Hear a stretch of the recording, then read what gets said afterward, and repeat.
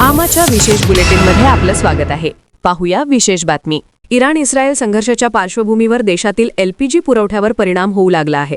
या परिस्थितीचा विचार करून केंद्र सरकारने व्यावसायिक वापरासाठीच्या एलपीजी सिलेंडरचा पुरवठा तात्पुरता थांबवण्याचा निर्णय घेतल्याची माहिती समोर आली आहे। त्यामुळे देशभरातील हॉटेल, रेस्टॉरंट आणि फूड इंडस्ट्रीसमोर मोठं संकट निर्माण झालं असून पुढील काही दिवसात उद्योग ठप्प होण्याची भीती व्यक्त केली जात आहे।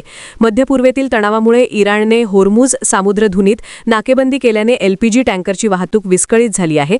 भारतातील एलपीजीचा मोठा हिस्सा आयातीवर अवलंबून असल्याने या परिस्थितीचा थेट परिणाम गॅस पुरवठ्यावर होत आहे।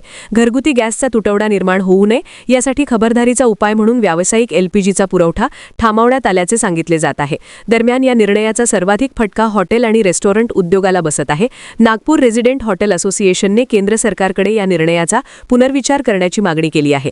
युद्धजन्य परिस्थितीत आम्ही केंद्र सरकारसोबत आहोत, मात्र एलपीजीवरील निर्बंध सरसकट न लावता टप्प्याटप्प्याने लागू करावेत अशी संघटनेची भूमिका आहे।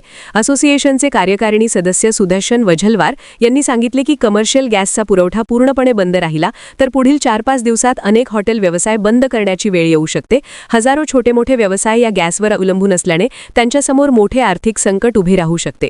दरम्यान पुण्यातही व्यावसायिक एलपीजीचा पुरवठा थांबवण्यात आल्याची माहिती समोर आली आहे। बीपीसीएलच्या शिक्रापूर प्लांटसह एचपीसीएलच्या चाकण प्लांटमधून कमर्शियल सिलेंडरचा पुरवठा सध्या बंद करण्यात आला आहे।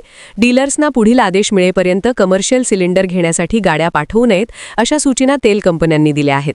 सध्या भारताकडे सुमारे 30 दिवसांचा एलपीजी साठा असल्याचे सांगितले जात असले तरी संघर्ष दीर्घकाळ सुरू राहिल्यास गॅस पुरवठ्यावर अधिक ताण येण्याची शक्यता आहे।